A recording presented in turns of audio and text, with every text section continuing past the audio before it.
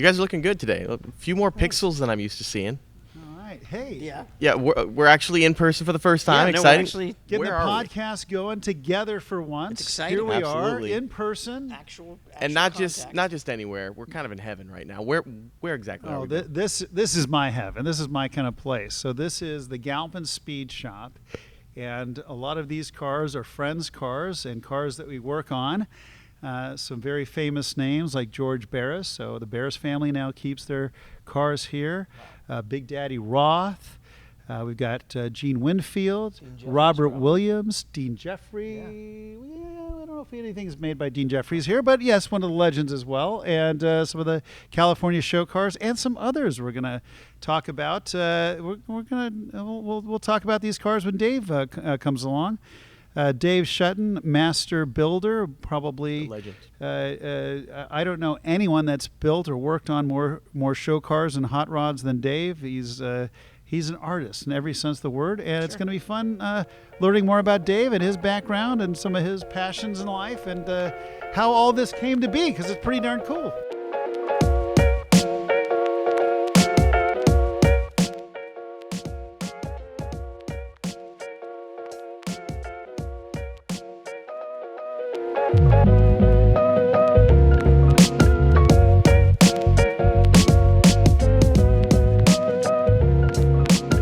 Welcome to the Autopian Podcast, the ultimate podcast for car enthusiasts.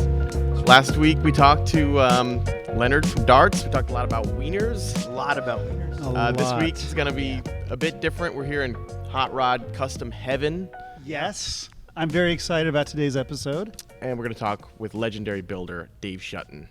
It's going to be exciting. Before that, we've got a lot of great car news to talk about.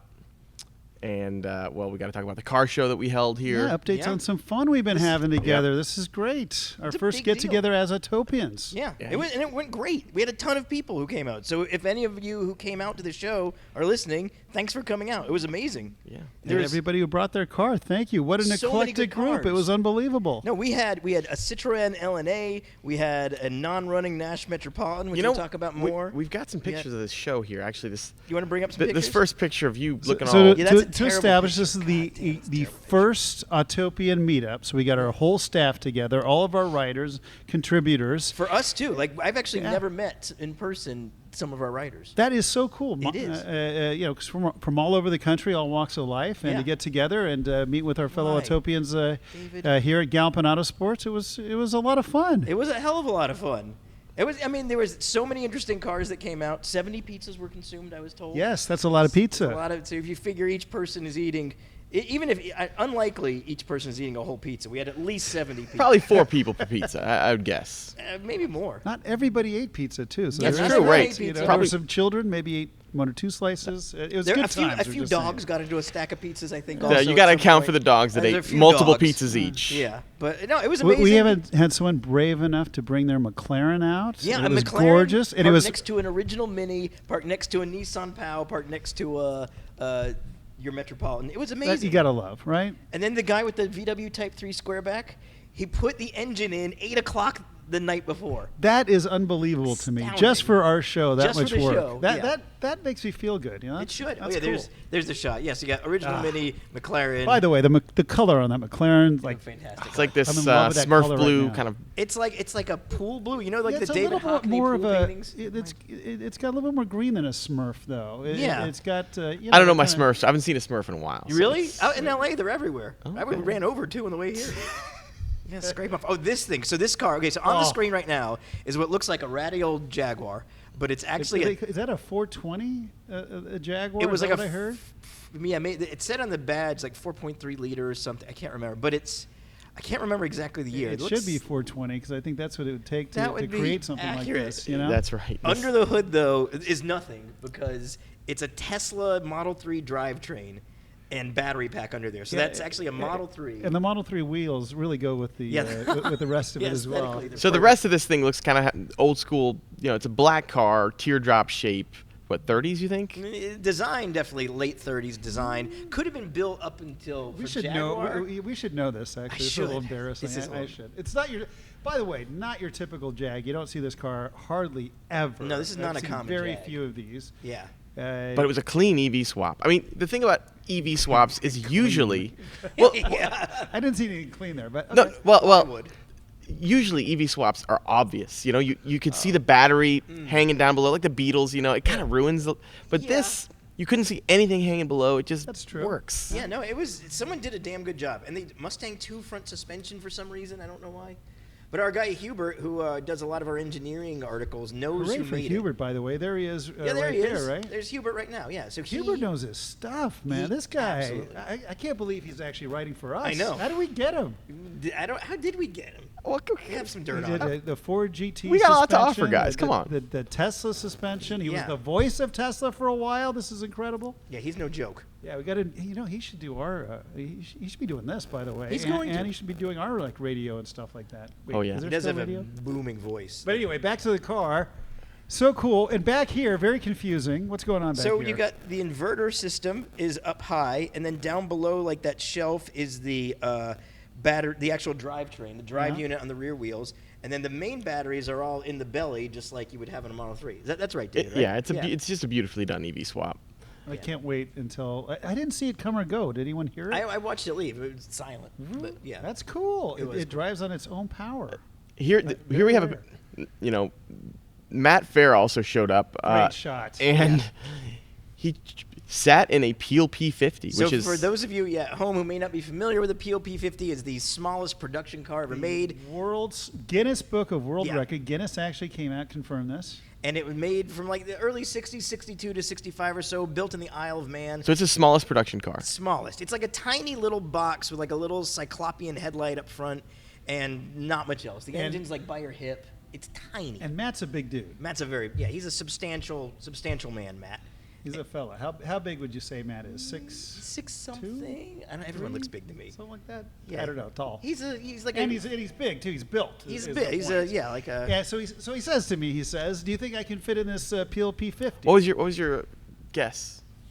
Absolutely. yeah, both Yeah. those. Yeah. Absolutely. It's not like a Lotus or anything. This thing's got room in it. That's true. It is just a little cube, basically. And and I've been in it, driven it, rolled it, and it's got lots of space. It's amazing. Packaging-wise, this thing is an absolute triumph. And this is the oldest one too, right? That you're aware of? From what this is the oldest production Peel P50 that I can find. Yeah. See, that's pretty amazing. It's a reminder number how 5, important I think. shape is in interior volume. Like, the smallest car in the world is not small inside. It's all about shit squared. Yeah. I bet Matt would be more cramped in the front seat of like that original Fisker Karma, which just has a lot of like big things around you. This is just clever. It's just a Or the wraparound current package. Karma. Or the current one, exactly. Yeah, absolutely. Nothing much has changed. what- Was that a Toyota taxi cab by the way, too? So This it's is super Toyota cool. Crown Comfort, Taiwan. Was it Taiwan or Hong Kong? Hong Kong taxi. Well, they're all over Hong Kong. This one might have been from Japan. Oh yeah, that was a Japan model, but this is this thing could have been built anywhere from like 89 to 2018. They So- look the exact same. What I like about these cabs, when I go to Hong Kong, visit my brother there, these cars, they look like they're from like 1995, the design. If you pop the hood, it's like a brand new engine in there, like Oh, really? They're very cool. modern, yeah. They also It's- have a release for the back door from the front, like a mechanical, like you pull this little I thing in the remember door. that, yeah. They're very cool. And this guy, where did he imported his from Japan, and it's in beautiful condition. I'm so happy. Doesn't that this seem guy like an brought it odd up. thing to import with all the Very. expense? And I mean, you know, 'Cause it's it like- probably costs more to get here than the car, right? Oh, I I'm would sure. assume. It's one of these things that's like so mundane it wraps around to becoming Yeah, cool again. absolutely. Because I it's love like that. no one would have it. I love it. It's so good. What else we got, David? Let's see. well, really the star of the show. Oh, We all know the I star of the what's show. Coming. Which is the star of the show? Wait for it. Do we have a picture of it? It's kind of in the background there. Where is it? The star of the show. Oh, I see. David's. Your free Nash Metropolitan. What year is that, David? 1958 Nash Metropolitan, free. Free. $0. The greatest It deal was of all on the way time. to the crusher. Yeah. And you decided to save its soul. God This bless is going you. to be your LA go-to car when you live out here. And right Which now, I love these. yeah, they're charming little cars. They're amazing. Absolutely. And the crankshaft is in the front seat right now, right? Correct. Yeah, crankshaft in the front seat. It's going to take a little work to get it going, but the body's solid. This thing's going to be great. How long do you think it's going to take you to get it going? Or it's really solid? What's If your I have all guess? the parts, I could do it. Under over. If I had all the parts, I could do it in a day. In a day. Okay, should we take a little wager wager? Yeah, up on maybe. this? Oh, What you would wanna we do a like to wager? Yeah. Oh, yeah. Okay. One day. Would 24 hours or morning to night? Give him 24 hours. 24 hours. Yeah. Oh, yeah. 'cause All you the don't parts. And there are going to be some parts I don't have, but anything I can get from O'Reilly doesn't count. sleep. Okay. Just the hard to order. I think you'd do it, by the way, but I'd bet just to put some pressure on you. Yeah. So we got to figure out what would be If he doesn't something do it, embarrassing. he has to drink a shot glass full of like 2050 oil. No, I that's was not thinking no. alcohol. I never see him It's not- drink. I it's just wanted not to, like, worth do a shot dying of for. tequila, You're not you gonna know? die. You're just gonna shit yourself for a couple days. Yeah, let's not try to murder. All right, fine. David We'll on murder this David. one. But at least like I've never seen him like drink booze. I mean, Not real. mostly yeah. he drinks milk All at right. dinner. He does. Well, then So let's you make go him do a drink a shot of tequila something. shot? Yeah, I think that would be good. You just have to do a full-on tequila shot. And then I've got to drink a glass of milk. Yeah. Oh, that's perfect. Then the swap. Do you not drink milk? You might Actually, I do. secretly be. I was This not gonna that's tell like you a I bullshit do bet. like milk. What a bullshit bet. Well, then make it more milk. Make like a half gallon of milk. Okay, we'll figure out what the punishment is later. for the Something loser. beverage-based. Mm. But so we should tell the other thing about the Metropolitan. So we pushed the Metropolitan to get it to the show from across the street. And we just had, like about 4 or 5 of us had to just like push it, or 3 or 4, I don't remember. So we pushed it there. And then this morning, and it was Well, gone. no, at the end of the show, David starts freaking out, right? because he's it like, wasn't there. "Where's the Nash? I don't see it. It's not here." Well, it's so We put- small. I'm Someone like, could have "Who-" just put it in their pocket. I'm like, who pushed it here? Whoever pushed it here probably pushed it back, across the street in the parking lot. But it was- And you said It was us. And you we, guys pushed we it didn't over, push it back. so Yeah. where to go? And then earlier today, we get a text from Beau. I wake up to this text. Yeah, did you? Did Oh, this is how you woke up. Yeah. I was up before you, by the way, at East Coast. Well, time. I was up late. All right, good for you. And it was basically the text said from Beau. Would you like me to read Yeah, it? go ahead. Just read Okay, it verbatim so we know exactly what's See, going on. I haven't spent much time in LA, so I don't know. I don't You know did see what. a guy with a machete last, yesterday. so last night before I went to did? bed, I Yeah. saw. Yeah, the last thing I saw before I went to bed was a guy wielding a machete. I don't know if he was wielding as No, much as that was a carrying. wield. There was a wield. It was One-handed. unsheathed and Exactly. being held. If I there's feel no like sheath, to wield, it's a you w- have to be in the posture of stabbing, and I don't feel like he was. So the text was, "Good morning. Still looking for the Nash. They said they saw a guy pushing it down the street and thought it was his. Homeless guy, probably slept in it all weekend, but I'm sure it's around the corner somewhere. On another note, would you guys be cool if we moved the podcast?" Yeah. So Right? Here we go. That was a serious text. How am I supposed to know? So Dave calls me in a panic. David calls me to panic. He's like, they stole my Nash, and he's very upset. I'm like, I'm not moving to LA. Why would I? There's a machete and a stolen Nash. But Within I 24 knew, hours. I knew Beau was kidding immediately. Like, it wasn't even a question. And I had to walk through Dave the logistics of, like, why would a homeless dude want to push the one car you absolutely cannot comfortably sleep in? For one thing, just pushing a car, period. What is this person gaining It would be the by most doing epic that? theft of all time if you It just would be pushed a it away. ridiculous theft. Speaking of theft and the police, Yes. also when David arrived, Oh, yeah, that's right. he went to go pick up Hubert and Mercedes and Thomas, I think. Yeah. So we get him a rental car. So he's driving, I think, a beautiful Edge or something. What is it? What kind of rental Explorer. car? Explorer. Okay, very nice. So gone for a little while. Next thing I know, I go up to our office and, oh my, do you have David's number? The police are looking for him. And I'm like, oh shit, what happened? They have his keys. And I just started laughing because I'm like, oh, this is perfect. Yeah. So now David's at the airport without keys and we can't get a hold of him. And then, so you just didn't shut the car off. Well, When did you by the time we realize? figured it out, I was on the highway and How did you I realized figure there out? were no keys Did in you the get a car. call? Is that how you figured it out, or did you figure it out on your own? we got back in touch with Beau. Oh, you got in touch with Beau, and that's how you figured it out. Okay. Yeah, and so then I'm like, okay, I'm going 70 miles an hour with there's no key. So if I shut this off somewhere inconvenient, yeah. like if it's like traffic and I'm like, this thing doesn't have stop start. Let's just shut it off to save That gas. would be I would have been terrible. stuck in the middle of the highway. That would have been terrible. But then this story gets better, and this is so telling of who David is. What a rube our I young, wish sweet somebody David was is. here that was actually there to witness this. Yeah, but just But explain what you happened. drive up and you're going to the LAX police station. Right, airport police, yep. Airport police. Beautiful police station, by the way, huge, Yeah. intimidating, big glass A building. lot of airport crime. And I go there to pick up the keys and I leave the car idling and Hubert's like getting ready. I go to turn it off and he gets ready to slap my Yeah, hand. Thank God someone's paying attention. So I go into smart, so He is, he you know, knows what he's doing. He is. good to have him with you. So the police station was like a ghost town, completely empty. This huge building. It looks like it's brand new, but it's truly beautiful.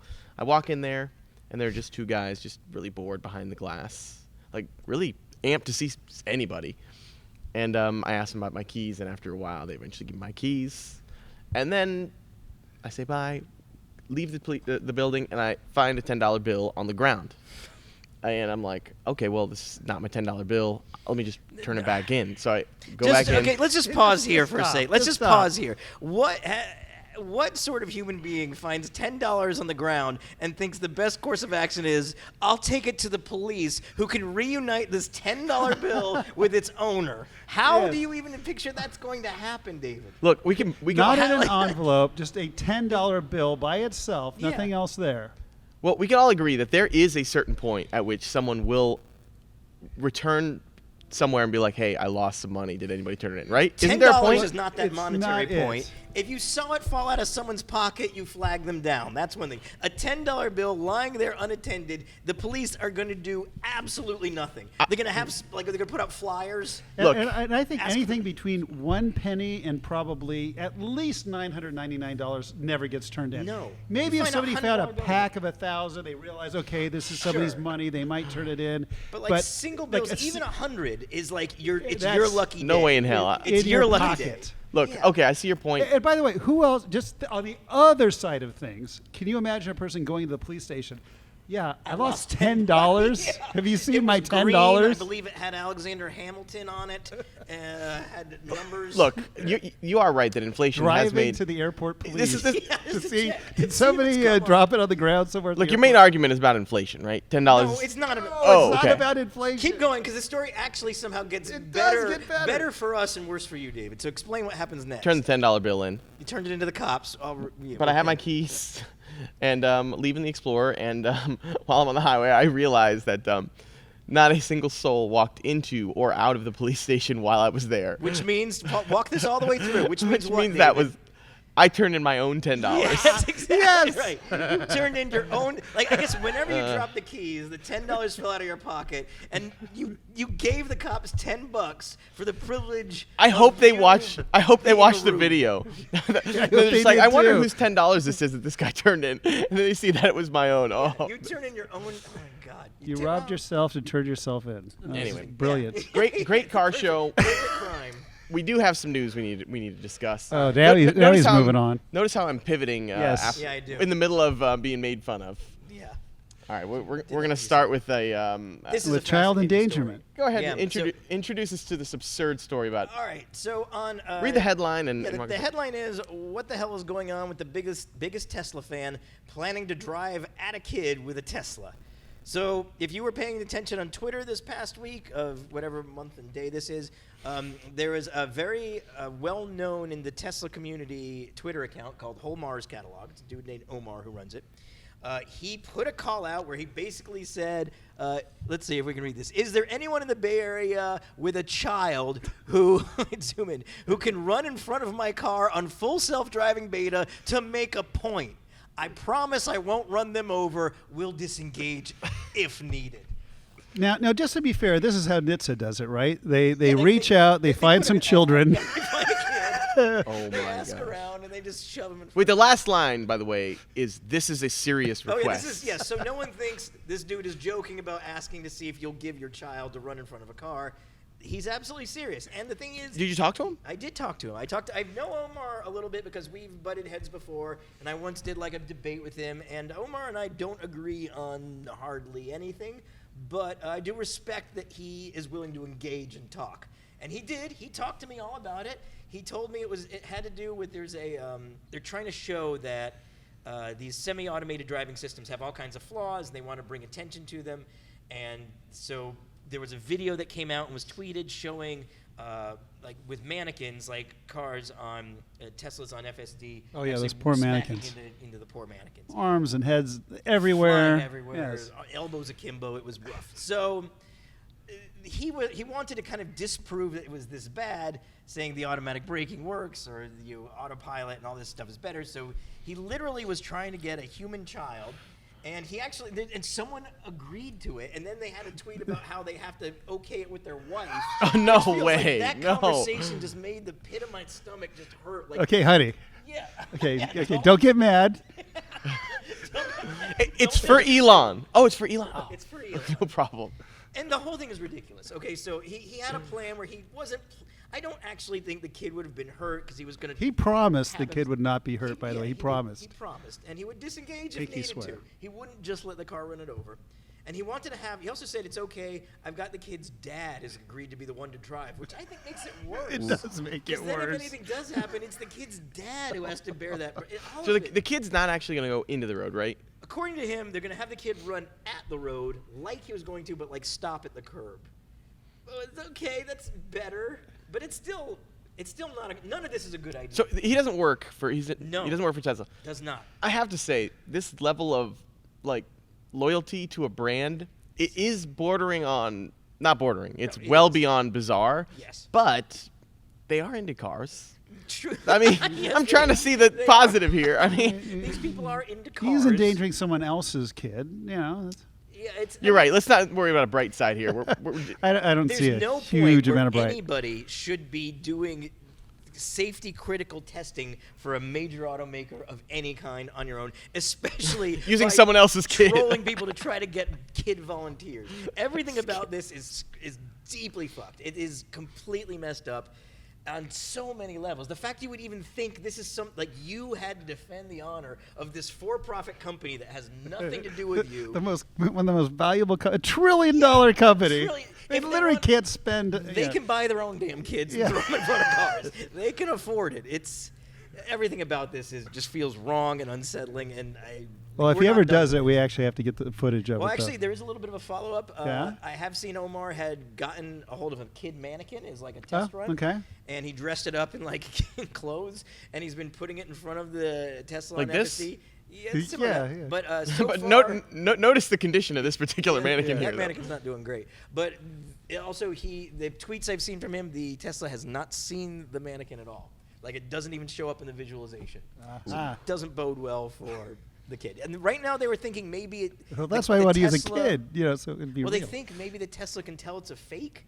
But I still feel like something should show up there because it's not like running into a mannequin. Well, you is still a great shouldn't behavior run for into you. things. Yeah, don't run That's into the a point of mannequin. autopilot, right? Yeah, that's like part of it. If there's a whole bunch of mannequins in the road, avoid those too. Tesla fans, man, they're wild. Yeah, they're wild. It's a wild crew. Yeah, it's amazing. All right, moving on to a vehicle that I guess you're pretty familiar with, the Maverick. Oh yeah. The Mavic Tremor. Everybody loves a Maverick. We have discussed the Mavic Tremor. I had a chance to. Ford had a little content capture thing which is kind of a boring name, but basically he brought out a bunch of journalists and said, Take pictures, basically. "Here is one of the very first. Have a look. Talk with our engineers about it." So how's it different than a regular Maverick, David? Yes. Explain all those angles for us. Yeah, what's going on here? Um, What is the Tremor package for? you know what? Everyone wants off-road vehicles. You probably get this, right? Of course. What exactly is it about this off-road? Because everyone loves the great outdoors. We all got stuck inside during the pandemic, and everyone wants to get out where the sun is shining and it's beautiful. You can breathe clean air and all that kind of stuff. The Not great be outdoors, bound by man. the Everyone loves roads. that. Look, Get out of the city. I love off-roading too, but there are so many like off-road models, like RAV4 TRD. You know, just like really. Yeah, but this is stuff. cool. David's gonna. What do you think, David? Just be honest. Okay, well, first off, I think the Maverick is an incredible machine. It is. So I went through all the off-road figures for this one, and And it's not supposed to be like an off-roader. It's just, yeah, mildly so off-roading. it's basically a Bronco Sport, but with a Maverick body, more or less. But otherwise, it's the same thing as a Bronco Sport. And it'll be okay off-road, probably. It'll probably be okay. I mean, it's got a huge bed on it. Probably be okay. That's a great review. Yeah. I mean, okay, to be honest, it doesn't look, the numbers don't look good. I mean, from an off-road standpoint. It's basically got the two things you don't really want in an off-roader. First, be a pickup truck, which means you're really long.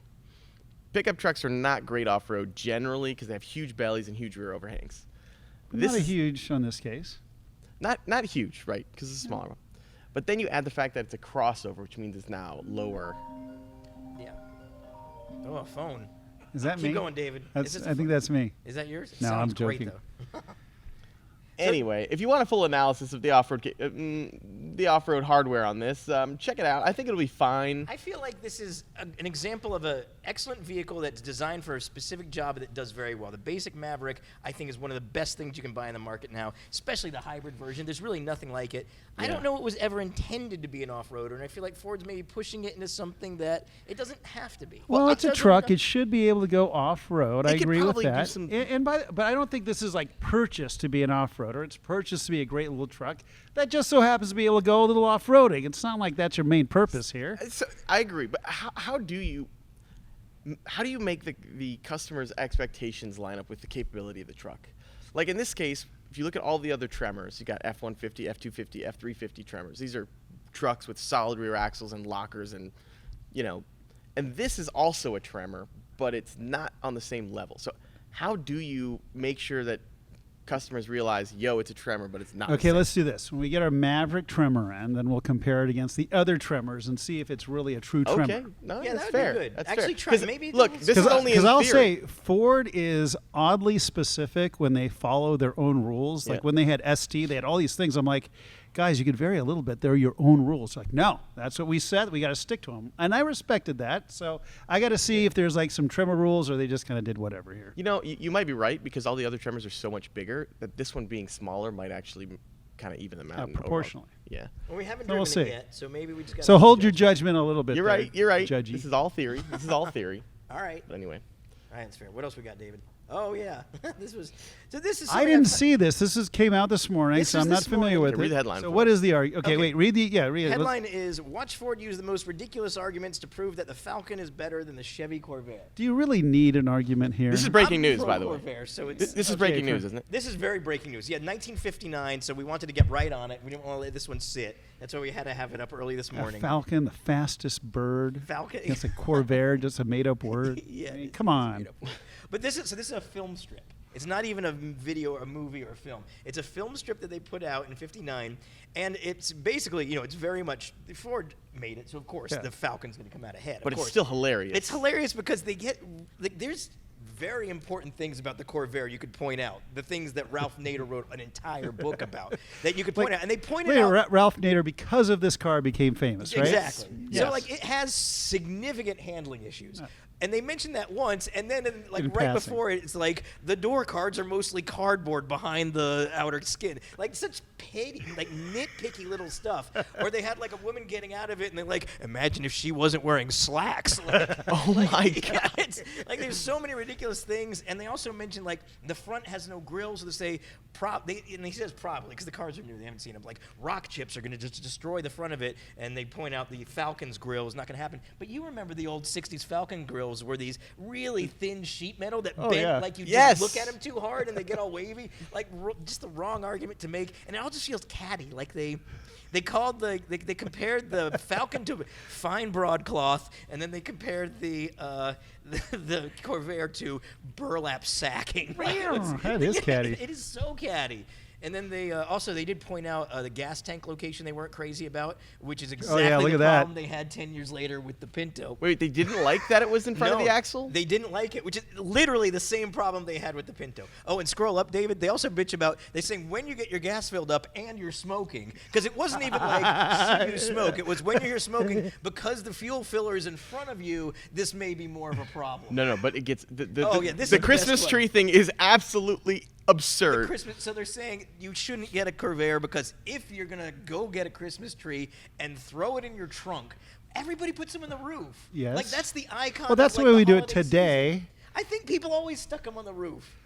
I wasn't there. No, I wasn't there, but I've seen old pictures. So what they're saying exactly is you would have to buy a periscope because the trunk is in the front if you were to throw a Christmas tree.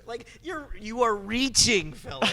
Okay, that's a little bit of a reach. I'll give you that. A reach. Now, I get that you may be pro-Falcon, but this is Could not the I argument you sell you maybe a periscope? Yes, is the title of the cartoon. Yeah, that's right. So it's a little cartoon with a guy with a Corvair and a Christmas tree poking out of the trunk. You can't see past the Christmas tree, so a sales guy's offering to sell him a periscope that they happen to have ready to go.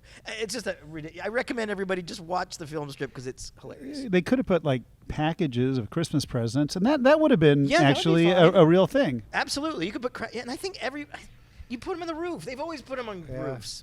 Yeah, they have to fly off of something. Yeah, ridiculous. Ooh, petty old movies. I love that. I love pet. It should be a whole category. Oh, this one's a special one, actually. Yes, This one, David. We finally get to understand your type. Look, Yeah. my type Explain. is the Gaylord Gladiator. Right. Would you explain what that car is, Dave? The Gaylord Gladiator is a one-off that was developed by a couple of brothers who were the sons of this bobby pin, hairpin, very rich guy. Yeah. So somebody created the bobby pin and Made created a fortune from that. Exactly. He actually made a his ton of fortune from hairpins, but he also got into the bobby pin thing. That's a Did he fine name the bobby distinction. pin? The Robert pin? I don't think he Is did. his name Bobby?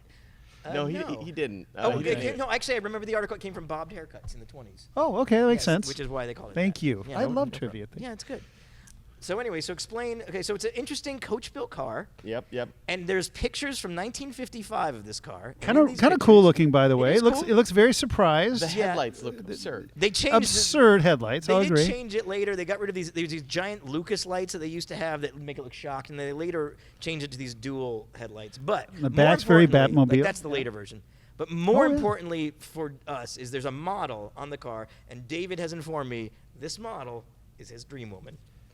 This is your crush. She's probably 90 years old at this Yeah, point. she's pushing 90, but we just wanted to put the call out. If anybody knows who this is, Dave would like to take her out to dinner at 4:30 The in the model afternoon. for the 1950 whatever Gaylord Gladiator. Well, it's 1950 important we look Fedora. at it here. We want to see this young lady, Yeah, show Okay. her. She's a lovely young lady. and we want to put out to all the Autopians to help us find your grandmother. Yeah, yeah. Let your grandmother There you know go. that she's going to go on a date with David if it's the right lady. And- Where would you take said lady on said date? Junkyard, right? Yeah, not junkyard. David, you kill her. If you come out to LA, you got to figure out where to go on a date, and I don't think a junkyard is going to be the best choice. No, it's going to be Just about saying. 4 in the afternoon. In Detroit, a 4:30. junkyard is romantic. Yeah. I'm told. Yeah, I'm sure it is.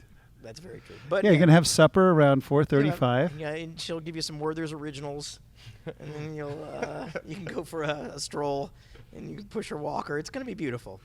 But so this Is person this could when we be. make the joke about her taking out her dentures? Nah, no.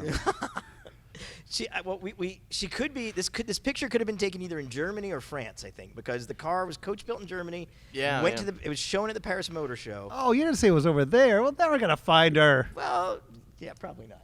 Yeah. Well, yeah. No, it was built in Germany, and Well, they still could currently, be here, I guess. I actually saw it in person You did. in you- I think it was Friedrichshafen, home of ZF. Yeah, yeah. Somehow Oh. ZF has a connection with this car. ZF used to make blimps, and the same company that was making blimps was also doing the body for this, or something like that. Right. There was some connection there. Did you kind of like rub up against the metal where you knew she had once had contact? was- They had to drag you off. Anyway, moving on to the next thing.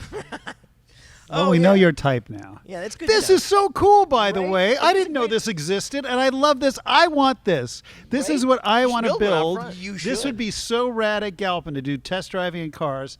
Tell us what this is, Jason. Okay, This is unbelievable. so in 1929, just on the edge of the Depression, there was at least 4 or 5 of these built. They were a roller coaster that you drove your own car onto. That it was is like, so cool. It was like a wooden roller coaster with the big humps and ups and downs, and you would just pay like some amount, and you could drive your 1920s era car 10 cents. for 10 cents on this roller coaster. And do Just- whoop-de-doos? Yeah, I don't know if they did loops. That would be this No feels loops, like a okay. liability disaster. Only the cars with overdrive could do the loops. Yeah, you'd Oh, I have look to at that. I relax the thought speed. this was a whoop-de-doo. The thing with the Oh, thing. those You know, are that goes. whoopses, like they whoops. call in like the Baja 1000, like the big. Those are whoops, humps. yeah. They call them whoopses, and that's what these remind me. of. Yeah, that is kind of like that. So yeah, so people would just But go here. it literally looks like a wooden roller coaster, Yeah, and it people are is. driving like their Model Ts on it, Yep. and it actually looks like a lot of fun. It would be fun. Like if it's just a little loop and it's got these crazy bumps and things. And you How just is this kinda not a test. thing? I mean, I know there's off-road courses and blah blah, but this is like You could make on-road this- cars. You can make this safe now, I bet. Oh, I think completely. And the fact that you could take your own car on it. Yeah. It's so cool. And like the initial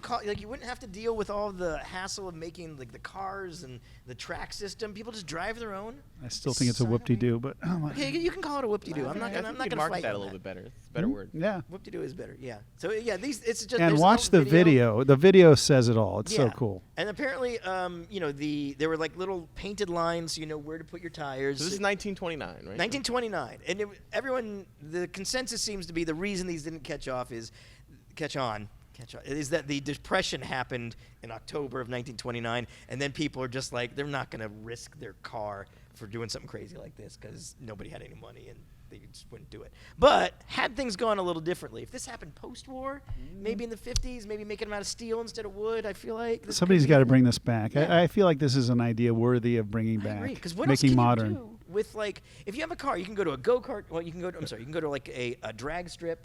Yeah. You could hypothetically take it on a track, but that takes more training. But you could put any. You put could take a anything. slow car on this. You could take a slow car. You don't have to have special training. It might The even turns be are more banked. fun in a slow car. I think it would be. Yeah. Your Metropolitan honestly would be an ideal. What are you saying about my Metropolitan? No, I'm saying it's tiny and would be fun. You don't take the top off though. 'Cause it's not slow. No, it's not slow. It's a very fast vehicle. I know. Anyway. All right, that was fun. Oh, this is good. This is exciting, and we're going to see this at Pebble Beach. It's going to be. I'm like very a whale. excited. I've been hearing about this. So the Myers Manx is the iconic dune buggy. When you picture dune buggy in your head, it is a Myers Manx that you are picturing, because Bruce Myers made this. He was a sculptor. It's brilliant, and now there's a new electric version, and they have it's been completely redesigned, except for Freeman one part. Thomas from Freeman Ford Motor Thomas. Company. So, I mean, one Yeah. of the top designers in the world who I respect and love, and he's just He did absolutely the brilliant. TT and the new Beetle. Oh. Like, this guy knows what he's doing, and he did a brilliant job updating the classic Manx design to something modern. And it's electric, and it looks like a blast. But the one thing that I really love is I was looking at these pictures, and I realized the front axle is a standard 1938 design VW Beetle axle that Manxes have used since day one. And David thinks they probably re-engineered it, and I doubt it. Because, why bother? You can still buy these things new. They're proven they do the job. I think they just bolted the original. Okay, we're going to axle look thing. at it on Friday, Yep, we're and gonna then check. we'll give an update. Yeah. And, So what's the big see- deal here? There's no spring, right? It's torsion bars. So there are springs, but they're horizontal in tubes. They're torsion bars in there. And then you have, so it's basically two parallel torsion bars, one across the top of the other. So you have the four arms, two on each side. And it's just a very rugged design. And there is maybe no more proven axle ever. They've had 20 million Beetles, same fundamental design since the late 30s. This is a known quantity. So it's literally taking a metal bar and twisting it. And right. that is acting as a spring. Exactly. For your car. Like, a lot of things can go wrong with an old Beetle. I've almost never seen one fail because of like a spring brake or an axle thing. Those things are ironclad. They're amazing. So I think they made the right choice. Why re-engineer it? And back to the car. Yeah. Wow, Yeah, it's so cool it looking, looks and great. it looks like a ball to drive too. All We electric? got to see when we All get, electric? and they're doing something which is kind of an unusual idea. So they're getting like the first 50 customers or something like that. Yeah, and like they're a pilot basically program, yeah, beta testing. They're calling it beta testing, and you Yeah. get to basically drive it and be the guinea pig for the car. Yeah, and and be, report so you pay them to do their market Yeah, research. no, they're- It's brilliant. they're cunning. and I'm all for it. I'd do it, right? It would be Why for would you this not car, do it? Absolutely. I mean, that's exclusivity right there. Yeah, and they I'm in. it's gonna do 0 to 60 in like 4.5 seconds. They the range Jeez. the range limits they gave I feel like are a little high. They're like 300 miles, and it's But not it's a lot so of weight. light, yeah. But if you're on the dunes, you're gonna have to be using more. I don't know where they tested it. But 300 miles of range. By the way, can you pronounce that word that you wrote there? Electromagnetism, like electromagnetism, but with Electromagnetism. I said it. You Ooh, did it. that's Yeah, good. It's good. But Good yeah, stuff. I'm very excited about this thing, and I'm really excited to see that it's back. So that'll be good. Oh, and the taillight. Go to the taillight, David, since it's me. So they've also redesigned the iconic Beetle 62 to 67 taillight, and this is the first time I believe it's done. Where's my taillight image? Wait, keep going there's one. down. Oh, so there beautiful. it is. So it's Oh. like Wow. but they did such a nice job. It's got the same shape, but they made it hollow. It feels modern, but you know exactly what it is. Brilliant taillight work. For those of you who've been holding back on joining Jason's taillight cult, Yeah. I mean, is it okay to call it a cult? Oh, it's absolutely okay. okay. This will put you over the edge. This will will. get you in. You'll You'll understand. shave your head. You'll put on the tunic, Yeah, you'll and become it's part over. of the, You're the in. Scarlet Brigade, and we're gonna Show up to that bar. Up the Yeah, street. yeah, that's right. We're not far from. It's Flashing Ambers, the 6th best. I love taillight bar flashing ambers in the valley. Yeah, it's great. I know others. They prefer. They- Forget the name of the other one, but Oh, the Lantern Rouge, yeah, around here also that's in Studio City. But it's a fantastic. If you're around the area and you want to hang out with the taillight crowd, we'll see you at Flashing Ambers. see it. Flashing Ambers will be there. It'll be good. All right. All right. This is good stuff, by the way. Yeah, it's I quality feel like you stuff. guys have been like really on the ball. Yeah, we are. We're working. Oh. David, tell us Yeah, about this. we gotta. Speaking of on the ball. We gotta. We were just talking about something we're gonna see at Pebble Beach. Something. Let's be honest. That Manx is not gonna be cheap. No. So we really need to talk about some stuff that Garbage. So For now, a now different- you're maybe a stepping different- into my territory here, trying to do my job, and let's hear how it went. So what are we talking about here? Well, okay, we're just talking about a car that I bought for $700. What kind of car, David? But you thought you were going to do what with? Flip. Well, I thought it It's was such a good deal. It was a smoking hot deal. $700. Oh. How can you possibly? You can't lose. It's impossible. So you thought. Tell what the car is for the people Yes. It's a listening. Chevrolet Tracker, which I know might not sound cool. I like to call it a Suzuki Tracker because that just makes it a little bit better. I don't know. It's an off-roader, body on frame. It's got a low-range gearbox, solid rear axle. It's 5-speed manual. It's a good little off-roader. I actually think it may be the best deal in off-roading today in the U.S. After this, after what you've been through, you still going to stick to Okay, that? okay, it's borderline at this point, but it was definitely the case before I bought this one. Okay, so I bought it for $700. You paid $700. Now originally it wasn't $700, so you went in thinking it'd be much higher. Is this correct? $1,600. I was probably willing to spend probably up to $1,400, maybe. I don't know, because I don't know. There's something about this car. I just love it. And then I get there, and the guy, he's like, the battery's dead, so he jump starts it, but he puts the cables on backwards and fries it. And I start smelling. I'm like, dude, something's not quite right. And it won't start. And he's trying to sell a car now that doesn't start, which is impossible, like generally. And he knew it. He's like, he did it to himself. That poor guy. he did, poor guy. Yeah. And he's like, all right, man, you can come back later. I'll try to. I'm like, I mean, if you want to sell it as is, I'm pretty handy with a wrench. He's like, oh, you'd buy it not running? I'm like, yeah. He's like, how much? I'm like, you tell me. And he told me someone offered him $500, so I was like, all right, I'll give you $700 for it. And he was thrilled. That's also that's not okay. how you I know. do it. Time out. I didn't know this part of the story, but I didn't either, apparently you actually. know how negotiating works. I'm not sure we can assume David knows how to negotiate. This is a All man right. who gave $10 to the police. So never work Yeah. for Pawn Stars. That's not going to work. All right. And I agree. You don't want to take advantage of people, which you're a gentleman. You're He is. a good human being. You're trying not to take advantage. But when somebody says 500, see, that's what they're willing to sell it for, and you could buy it therefore at that amount and make them happy because you're fulfilling They've their already expectations. agreed to it Yes. by saying so. And then you say 700, and he said, "Oh yeah, of course, yes, thank you very much." Think about how happy he was at the end of that. And by the way, so you showed up. He was thinking $500. He advertised it for $1,600, offers it to you for $500, then you pay $700. But you got a deal. Well, the And he couldn't have taken your money fast enough, I'm sure. No, he was like, he ran into the house to get the title. He was like, course he did. I've never seen a man run so fast. Of course he did. Oh my God. But anyway, it's So what happens yeah. next? So it turns out, and I have a little cost roll up of what it took to fix this thing. And I looked through this, by the way, and I'll point out the things you're missing. Things just add up. Tires. That's a big expense. You didn't think you needed tires for it? You didn't predict that? Because normally, you're appraising a car if it needs tires. I mean, I'm not deduct that from the. Anyway, okay, go ahead. Okay. Anyway, the lug nuts were all screwed up, so I had to buy new ones. A lot of things just added up, and in the end, It looks like everything's wrong with this car, by the way.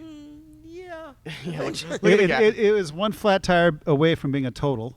Look, the gas cap is the bottom hinge is rusted off, so it won't close all the way without. I had to put these really powerful magnets on there, and anyway. You also have a blood pressure pump to actuate the four-wheel That's drive correct. system. The four-wheel drive system. Yeah. Yeah, I'm actuating it with a. Is hand pump. that your list of This your is the list of items? cost roll up. Yeah. $700 car cost me $2,100 in the end. Twice as much to fix it than to buy it. Okay. And this is, I want to point out, only if you value your time at zero. So you're saying your time is absolutely worthless. I wouldn't want to add time on this. So worthless, zero time. Let's just think about time for a second. Okay, if you paid yourself minimum wage, do you have? I mean, is it double again now? A typical shop though is what's like a what, shop $70 rate an per hour hour? at least. Per hour, what do you charge? Well, it depends on the type of work. You're not going to charge retail work for, so this is going to be at shop rate, but Yeah. So let's just say it's $50 an hour. which you couldn't get anywhere in California, but let's just Right. call it that. Dirt Okay. cheap. Well, let's just say a backyard mechanic would do it for what, I don't know, maybe $30 an hour. Okay. Okay. And how many hours is this? And I think I have some kind of idea because I know how many nights you've spent. How many under this hours? I mean, probably like 30 hours, maybe. So add another, $1,000 just to be nice. thing. Yeah, and I think that's generous also. Yeah. Yeah. Okay. Were you able to sell said automobile? He almost Here's the gave thing- it away to a. Here's the thing about a Chevy exchange Tracker. too. Well, The ceiling on a Chevy Tracker, you hit it real quick. Like, I'm telling you, you can have a mint condition Is he avoiding tracker. the answer? Okay. Yeah. A mint condition tracker is like going to be like $3,000, maybe. Like mint condition. Like you really hit a plateau quick. I'm going to lose money on this. This was. Well, to be fair, you're also losing a lot of time. You know, let's Look, this wasn't just a pure flip though. The main reason why I bought this was because I wanted to see how good it would be off road. So, Okay, so just putting it out there for anyone listening, you know David's negotiating skills. I think you might Yeah. be able to pick up a tracker really cheap here. Yeah, I think so. Yeah, you could probably walk away with some money. And you'll know, I mean, you are honest to a fault. Literally, we've Yeah. established that to a fault. Yeah. So you know exactly what you're going to get, which is Yeah. very rare in a car like this, Yeah, by so- the way. Yeah, take So advantage of David is what we're saying, everybody. Offer to buy his tracker. Go home with a tracker and like $1,600. I don't know what shape it'll be after I off-road it, but we'll see. Amazing. All right, moving on. Man, I always get made. How do I always So I should have looked up what a brand new tracker or a brand new looking tracker would be appraised at these days. I'm curious. with 177,000 miles? I don't know. Okay, this next one's fun too. Oh, yeah, and this this is not considered a taillight though. No, is it? but it's okay. Is it? Would it be considered a taillight? Actually, it is doing a taillight's job. Right. So It's just not on the tail. this is an old Volvo innovation. So read the headline for us. Take a second. Volvo once made turn indicators so weird they're in a museum now. I should also add they were so weird they passed a law making them illegal the year after they came out. Like that's how successful these things were. So for some reason, Volvo. So this immediately sent the Swedes Yeah, that's when it into came the safety. into the back room. Yes, He was exactly. like, we can't ever have this happen again. And the thing is, it's a charming and ridiculous thing. So they thought, instead of just regular flashing turn indicators on the corners of the car, wherever you expect them, they said, let's put them on the roof in a funny little wing kind of dealy. So you only have 2 indicator lights, but you can see them from front and back. They were thinking you could see them in a greater area around the car. Had a little bluish green light. I don't really know what it did. And they called it, like the nickname for it was Cuckoo on the Roof, because it looked kind of like, I guess kind of like a cuckoo clock. But it was deeply strange. And yeah, the year after they came out, they made it illegal to have roof-mounted indicators. People also didn't like it because it meant you couldn't have a roof rack. Like the idea that your turn signal solution is going to keep you from having a roof rack should let you know right away. It's pretty ridiculous. I'll give It them is. that. And usually I got to say they think things are a little bit better. But are you saying there's no taillights or any other lights? No, there's That's there's it. brake lights. There are brake This is lights. just Okay. handling the and then scroll down, David, because what's crazy is this idea pops up again from our friends at Ford. Wow. Of all Ooh, places. on a Mustang. There was a Mustang concept that they made that used this. They called it, what do you call it, the video pod? They called it a video pod. It was even taller than the one Volvo did. It's like a jet wing, and it had the lights on it. And this was also see that thing under, like above the rear window, that bar? Oh yeah. That was a periscope. So this was like a weird safety car experiment they were playing with. Also went I thought it was absolutely like a nowhere. TV antenna or something up there. It looks like a TV. Yeah, that's like the periscope, like the mirror section of a periscope. So you'd like look above there and it had the mirrors, and that was the other part where you would see it through. I love all these old wacky concept cars that come up. You Tried all know, kinds of it's fantastic. I think this one also had a light for accelerating, and the one innovation I think that the Ford one had was it was a deceleration light, which actually could be useful because it wasn't brake reliant. And think about a modern EV when you let off the gas. Yeah, that's and you're true. doing one pedal driving. It's slowing down, but you're not on the brake, so the brake lights don't come on. No, they do. They do. They do come on. Yep. How Yep. They do? Regen Oh, will. Regen does pop the lights on. Regen will pop the Oh, tail well, lights okay, on. we got that Wait, are we solved. sure about this? Yes. All of them? Is Yeah. that a law? It all pretty much all of them. Yeah. Yeah. When you I don't know if I'm like fully convinced of I don't this. know, I want to see it. well, we'll have to see it. But when you let off the accelerator pedal and Regen find slows this the out. car I down, need- you'll see the brake lights. Inquiring minds want to know if this We is we real. can add to the bet 2 shots and then 2 Glasses? tepid milk that's been sitting Oh, it's out gotta all be- day. Yeah. Okay, you made it tepid. Okay. All right. The final article we need to discuss is your favorite vehicle name. Terrible name. So Toyota's new EV is called the BZ4X, which sounds like a droid. Sounds like a Star Wars It does. droid. I can't remember it for some I reason. can't either. So there's something Nobody about can that- remember it. Something about this combination of letters will not lodge in your brain. I have the same problem. I can never remember the order. It doesn't flow. One's it's amazing lowercase, the next one's capital. Somehow they picked 4 letters that are impossible to retain in the human brain. And one of them's a number, too. One of them's a number. Yeah, one of them's a number. See it's how hard it terrible. is? You got to remember there's a number there. I was at a whole event about this car, and I never once was able to write down the name when I was writing about it. Okay, now, what could they all stand for, too? Because we got a 4. That's probably, there's 4 wheels, so that's I good. actually do know that. The I X remember is that. a crossover? Sort of. Yeah, no. So BZ stands for like Beyond Zero. It's like some stupid campaign they have. Okay. And then the 4, I think, refers to either 4 doors, I want to say. 4 There's a wheels lot of feels 4 like a somethings given. on here, yes. And the X, you're probably right, crossover, something like that. It's sort of crossover. It's a terrible name. It's terrible. I agree. Yeah. I I don't know why this wasn't a Prius. But also. naming- They established that brand already.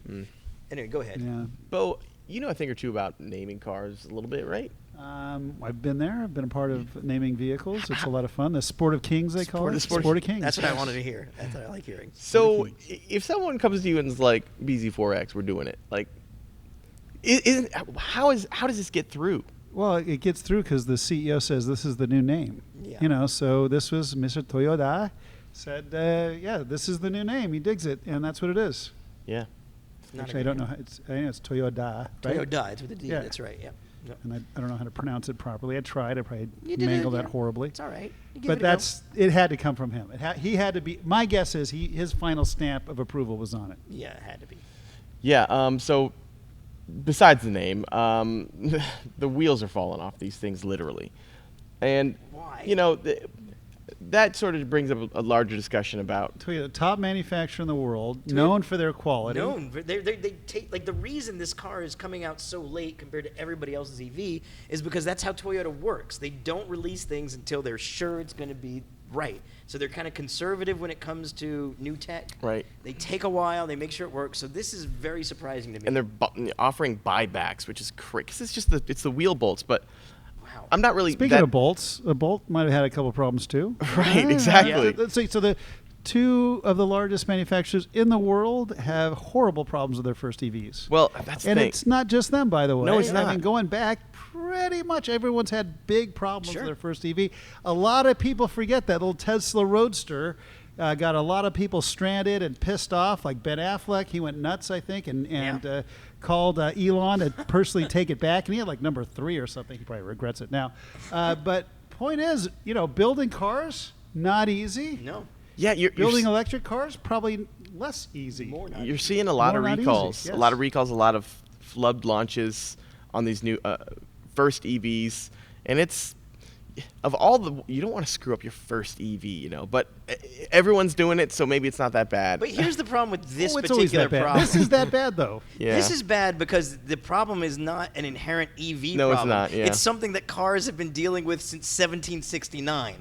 Wheels and keeping them on should be a solved problem.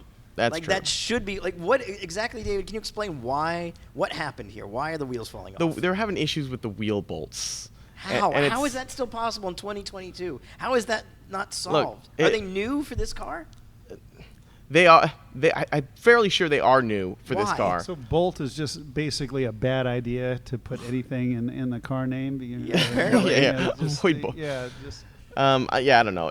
We're seeing a lot of launch issues with new EVs. And look, yeah, we see that this is not an EV-specific problem. These are bolts. But it does go to the main point is that getting these cars out and developing them is so complex. Maybe they were focused so much on the EV part of it that they didn't pay as much attention here. Why weren't they Doesn't sound using? like Toyota. No, it doesn't. It sound doesn't, like but it's. And why are they? But we're developing seeing a new these Bolt? with Volkswagen. Yeah. All these software problems with the ID cars. That's at least something new. Like that's at least a new, like it's new software for a new platform. A wheel bolt? Why aren't they just pulling a wheel bolt from one of the other billions of cars that they make? Like, what is there any different demand that this would have? Well, I also, many questions. There are a lot of questions. questions. I Yeah. also am wondering, some of these cars are some of the first vehicles that were developed virtually during the pandemic, post-pandemic. Oh, I wonder. And you have to wonder what that does to the vehicle development process, where you don't have people around the table. yeah. Good question. So For something like this, you think that could be a factor? I don't know. we're mostly just asking questions here. We but are. Maybe from someone from Toyota could enlighten us. Yeah, on we these will days. have you We'd like to know, happily yeah. on the podcast. Yeah. If a Toyota engineer wants to explain what's going on, I would love to talk to them. And this wouldn't be an attack. I just want to know. No, we do want to know. We want to know. Absolutely. All right. Yeah. Good stuff, guys. Yeah, good stuff. Yeah, that That's was our week fascinating. at the Autopian. Yes. And Get ready to go to Pebble Beach. We'll be reporting on that in a few weeks, Oh, I yeah, guess, we or got- whenever these start to actually out. air. Yeah. But that's right. We're going to be all heading up to Pebble Beach. I got We're to very go to Target excited. to get some nice clothes up Yeah. from my normal Walmart spot. I So think that's We're smart. excited to see People what will notice that wardrobe comes out of that. in Monterey. They'll be able to tell a Target man over a Walmart man. Oh, yeah. I think Easily. It's going to be good. I'm All right. excited. This is going to be fun. That's going to be. All right. Well, thanks for everyone for tuning in to the Autopian Podcast. We're now going to talk to Dave Shuten, gonna be master exciting. builder. Yeah. One of the best. Maybe the best of what he does. Best. Hot rods and fun stuff. All right. Thanks, everyone. Thank you for listening to the Autopian Podcast. Up next, we have master builder Dave Shuten.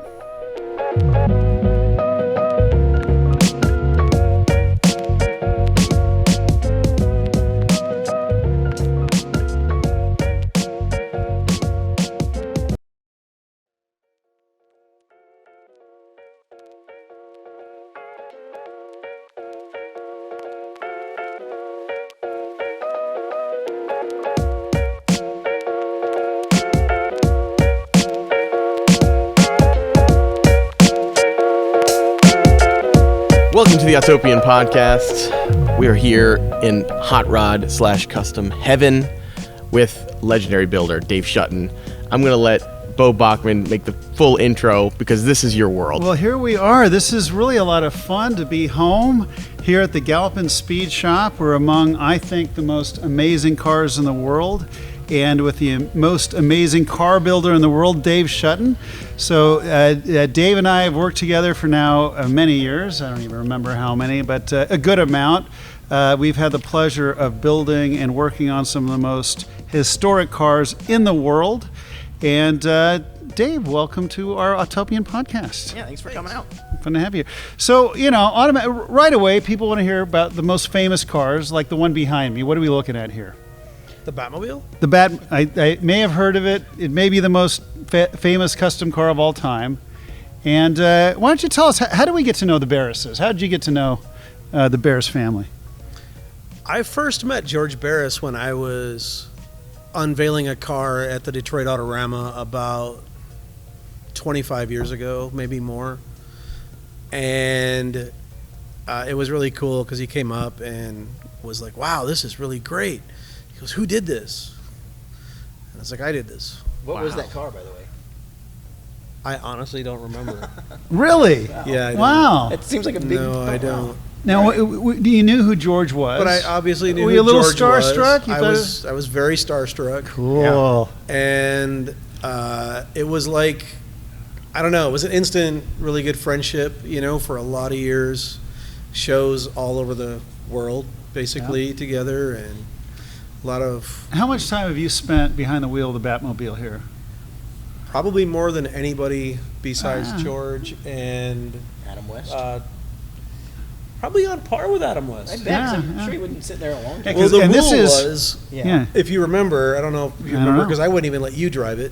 The rule That's was true. George said only I could drive the Batmobile if Tony wasn't around. Uh-huh. Who was our other friend, Tony Wood, who passed away recently. So the best story I have for the Batmobile is in Batmobile number 1, which was built from the Lincoln Futura. Right, the show car, right. Which was the concept Lincoln, probably the most beautiful concept car of all time. Sold for $4.5 million. Yeah, And not bad. worth it, by the way, I think. Well, at that actual auction, I don't know if you remember, but we were having a lot of fun there. I do remember that. We were having some drinks and we were having some fun, and I had been having those drinks and fun for a couple days, and then George came up and said he wanted me to drive the Batmobile in to the auction. So I got in the car and instantly spilled my vodka all over the console. and still had the cup between my legs when I drove it up the ramp before it sold. Oh, I love this. This is just coming out It's now. a clear liquor, though. So I mean, there's worse things you could have spent. Yeah, it was pretty good, but it was like that was a really. I don't like to use the word epic very much. Well, that was but that was an epic. It really night. was an epic moment, and we were there together, and I remember when we were interviewing George. Now, this is before he's literally selling his baby, right? Yeah. And George Barris was one of the most dynamic, outgoing. I mean, he's George Barris, right? So he was so quiet. So we're doing this interview with him, and he's getting like really serious and emotional and tearful, and talking about the history of the car, and can't believe he's selling it, and he's wondering what it's going to bring and all of this. And then in typical George Barris style, I get out there, the crowd's going nuts, and he just goes completely out. And from then on, it was a shit show. I have never seen more energy in an auction in all of my life. Whoa. No, And never. the two bidders were sitting actually like a seat apart from each other at the auction, and they're going up $500,000 at a time, just absolutely crazy. And ultimately ended at a little over $4.5 million. And Didn't what they a flip night. a coin just to end the auction? I Really? think that's what happened. I think they finally got to the point where they weren't going to give up, and let's just get this over with. Yeah, too bad they were sitting. I remember because I saw that whole thing from the stage because I was up there right next to the car the entire time. Yeah, and I was above, and then I came down. It was weird. It was just bananas. The audience Never was been wild. anything. So Okay, wait, well, we've so dominated. history though of Yeah. how did it go from the Lincoln Futura show car to the Batmobile? Was it? Oh, I know actually- this.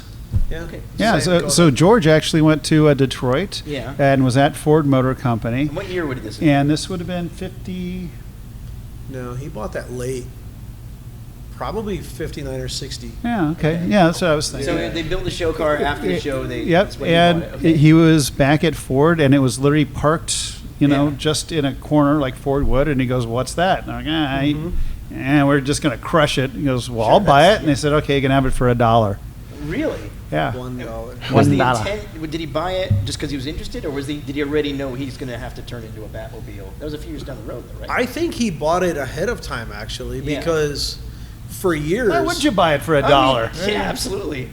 Robert Williams has told me many times that him and Suzanne would go look at that car, and it was just sitting there Oh, painted no red kidding. behind the shop Oh, when they that's lived in cool. Hollywood. So he said it was there a long time before it became the Batmobile, Really? which would have been 66. Yeah, right, because that's So- a good chunk of time. That makes Yeah. So, changing subjects for a second. David, you're in Detroit now. Yep. You're used to having property and working on your own cars. Yeah. Dave, you were in a similar situation and moved to Los Angeles. And Well, where'd you start when it came to fixing cars? Where did I live when I first started building? Yeah, and what kind of stuff were you working on? So the very first car I ever built and painted was my father's demolition derby car. Oh, wow. And I think it was a 72 Cutlass wagon. he'd take you along on the demolition derbies, tell you to hold the wheel and the door shut and stuff like that. No, he wouldn't. No. So what does I that built build? 2 cars for him for Oh, that. that's cool. When I was a How kid. I old were was 10 or 11. Building at 10 or I 11? thought he was going to say Crap. 15 or something. Yeah. No, I built my first car for myself at 15. But What was not- that car? That was a 66 Impala Super Sport. Wow. Cool. So your dad was a demolition derby racer? What else did he do? My dad actually used to run a service station on Woodward. Oh, A wow. standard station in the 60s up until the riots. Then they left and Oh, moved out wow. of the city. And he always did, like, with demo derbies? Did he do other kind of, like, dirt track stuff? No, he anything? always just had cool shit. So how did you get how did you get interested in cars at 10 or 11? Your dad obviously being there, but there had to be a spark in you that said, "Oh, that's the thing." I sort of think it was 3 things, sort of all smushed together. Hot Wheels were a huge part Yeah. of my childhood, along with plastic models, Right. because we didn't have internet. We didn't have shit to do. We had to make things with our hands. And the third thing was the indoor car shows, the big indoor car shows, yeah. where I saw, that as a kid and that as a kid and all these things, and it just sort of blew my mind. And there was a point in time where I really wanted to be just an artist, and I started going to school just to be an artist. And then I always was working on cars, though, the whole time. And I somehow ended up, at one point, merging those two things into one thing. And You're going to be a sculptor? Is that what you're looking into? No, an illustrator, actually. Oh, an illustrator. Oh, wow. Okay. So the two of you have art backgrounds a little bit here. The two art guys. Yeah, and who did you like as an artist or illustrator? Like, who was exciting to you? Giger was my favorite. Oh, sure, yeah, HR guy. Yeah, that guy's amazing.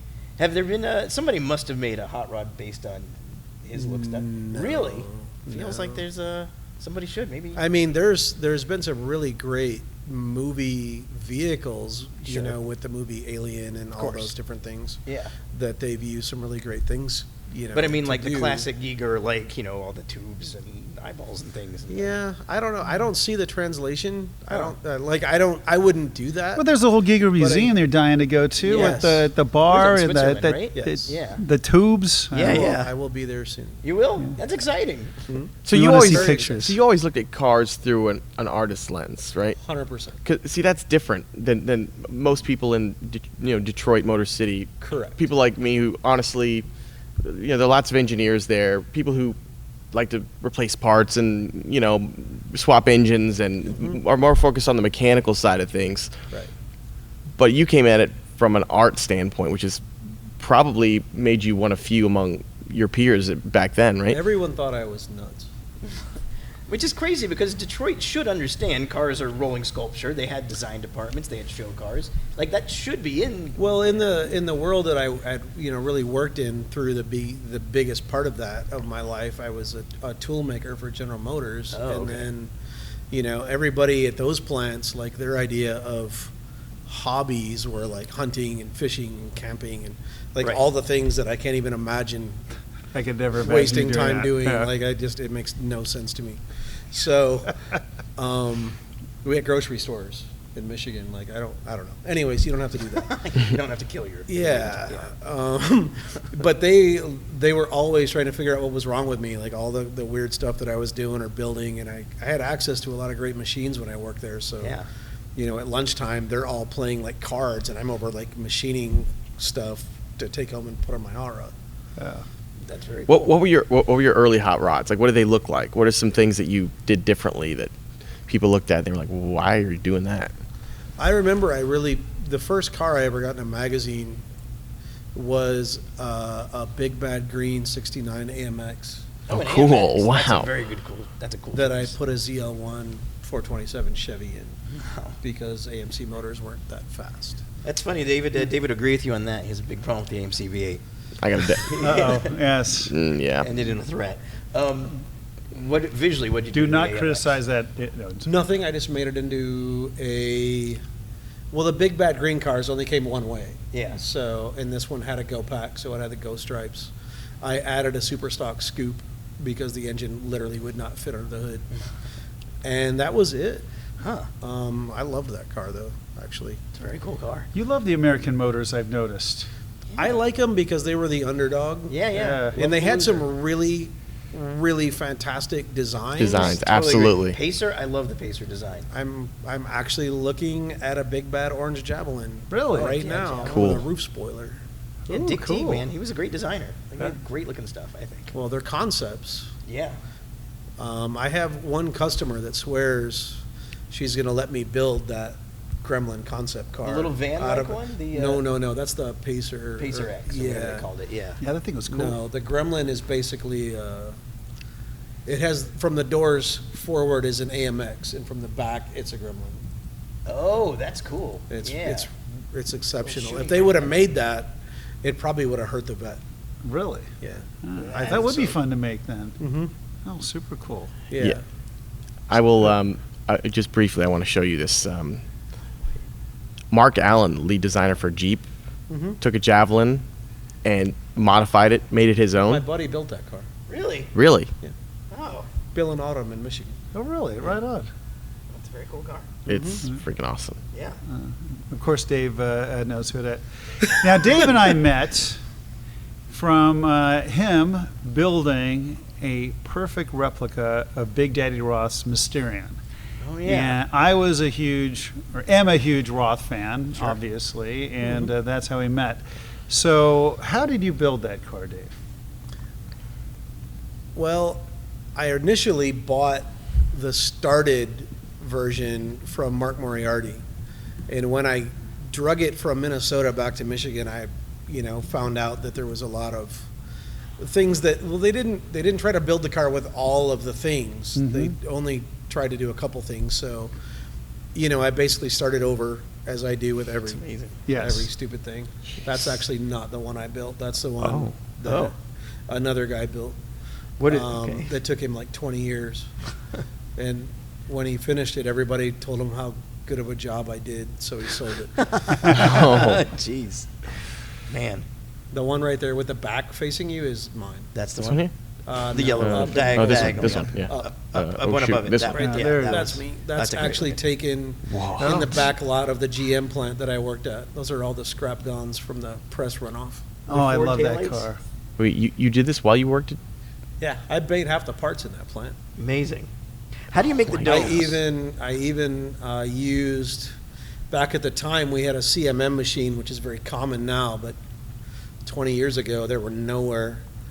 And I took the bubble from the model kit and scanned it and plotted it. What? And made a tool and blew the bubble. And that's how you made the dome from the original model kit. Now that fits because all of these cars, or not all, but most were made in parallel with the model kits, right? They were kind of made. No, they were made into a car, and then Model kits Roth from would there? deliver them to Revell Studios, and they would spend 2 days measuring everything and drawing it. And So they were pretty making accurate. blueprints, and Yeah. they were quite accurate.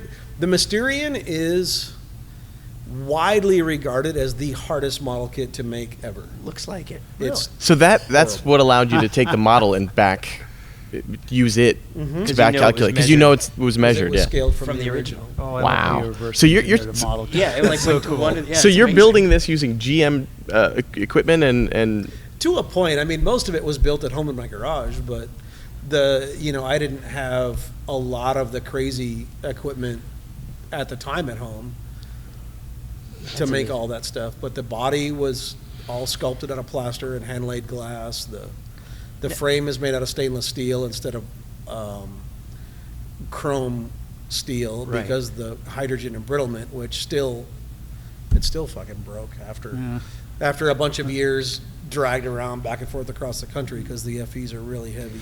So And the real Mysterion, the only one that Yeah. has mysteriously disappeared and never reappeared. Really? So, yes. Yeah, they still there's- don't know where it is. Wow. Well, I know Jack Walker was the last known owner of the body and the nose, and he traded it to a guy for a paint job in Tulsa.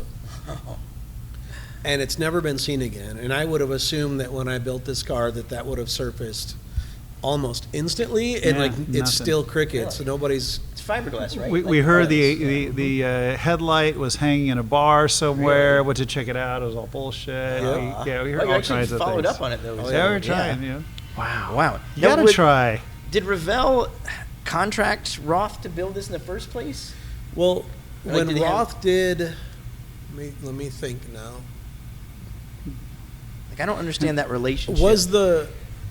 My brain is blanking. Was Excalibur or Beatnik?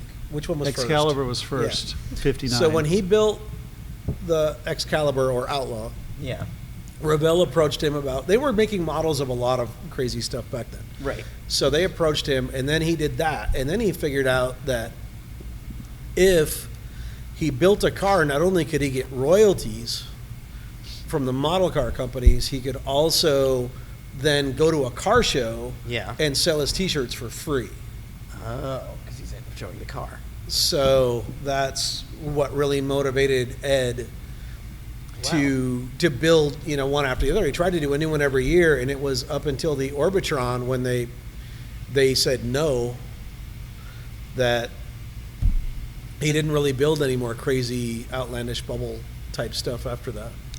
Wow. Yeah. So- So it was all these cars built just to sell model cars and T-shirts, It's amazing. basically. Yeah. Oh, whatever. You need a patron. Artists need patrons, Ah, and yeah, Revell absolutely. was it. So I think that It makes really sense. should be said, though, that Ed was not only the first one to do a completely one-off fiberglass hot rod Yeah. or custom, but the way he didn't let the rules of automotive anything influence what he did whatsoever is pretty remarkable. That's actually a really good point, because none of that's derivative from anything. Yeah. It's clearly just whole purely cloth. It's art. true art. Yeah, Yes. it is. It's sculpture as much as a Henry Moore is, or anything like that. Absolutely. Yeah. It's amazing. I love that car. So I think we probably have a lot of people in our audience who are not familiar with Roth and Barris.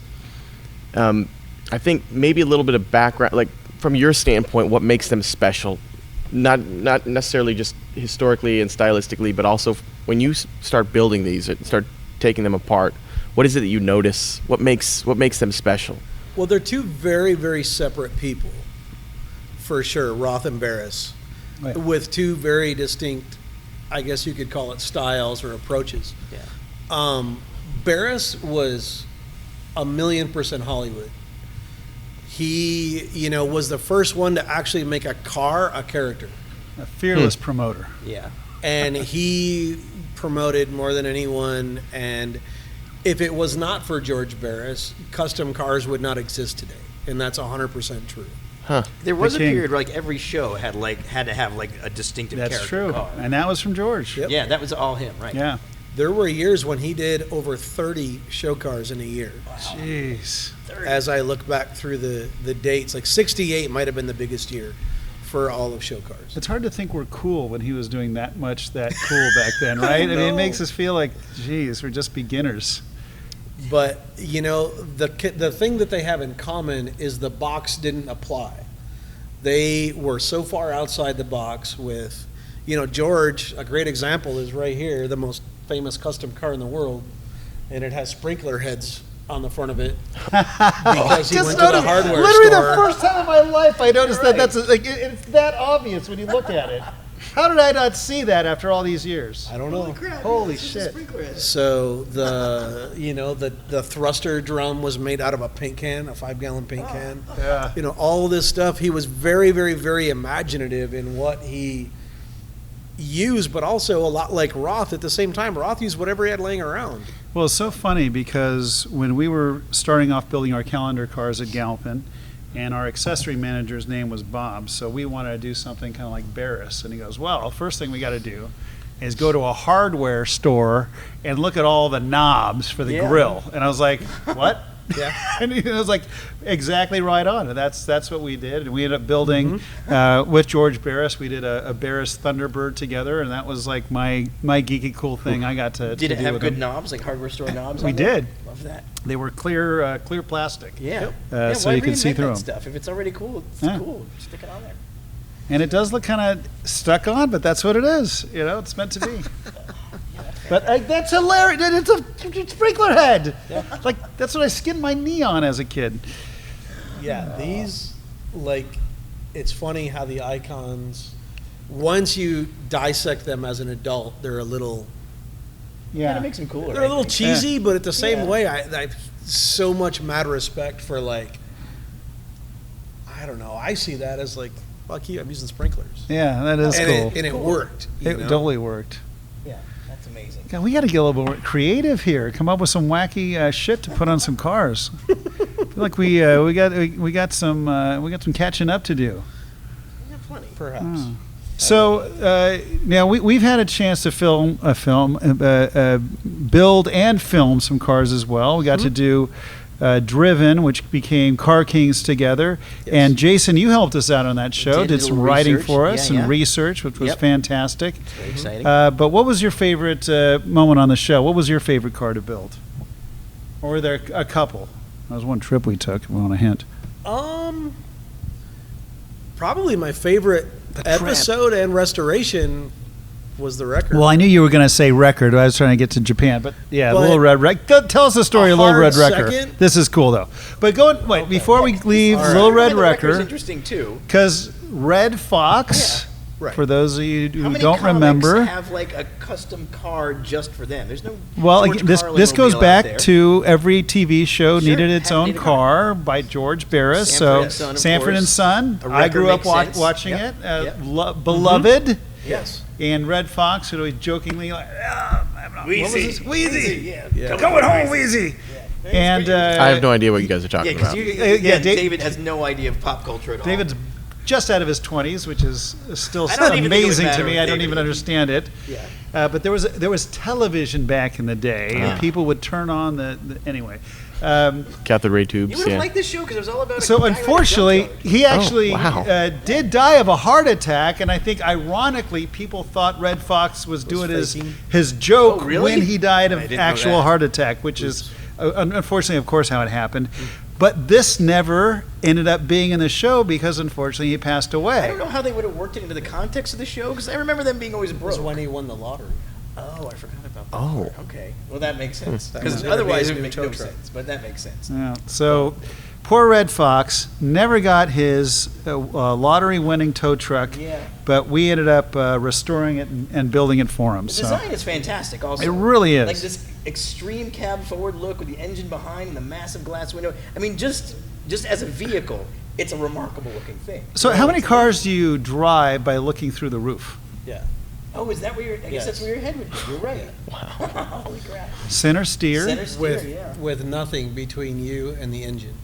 You're right. Oh, it's that there's no glass behind the that engine. The pulley's right behind it. So I don't know if you know, but Dave doesn't really like me driving the cars. I remember because we drove Yes, some, and I remember what we, that we, process we, was we've like. been through this. Yeah, I know. So I actually drove this up and down Hollywood Boulevard Did about you? 40 times Does it even have a radiator? in Like, traffic. How long can it actually drive? Well, Just it wait may for have it been to on the back of finish. a process trailer. Okay. Oh, okay. But Dave actually drove it for real. What was this like driving it for real? That's actually the scariest thing I've ever driven. Wow. And that's saying something. Yeah, it looks difficult. I mean, I drove it from here to gas for the red carpet thing. That's insane. A And couple what do you miles. think the horsepower is in that thing? It dynoed at 1100. Oh my Oh, god. shit. Did it really? Yeah. That's a lot. I didn't know we dynoed that thing. It's like 8 inches behind your head, that Yeah. front pulley. Oh, if that. Well, yeah, and if you give gas, then you just end up in the blower belt. Yeah, is it Oh even my have a real God. suspension in there or anything like Yeah, that? it has the front end's out of a Corvair. And Oh, then really? The back is a Vet. Oh, okay. Still. It's Yeah. still gnarly, like, Yeah.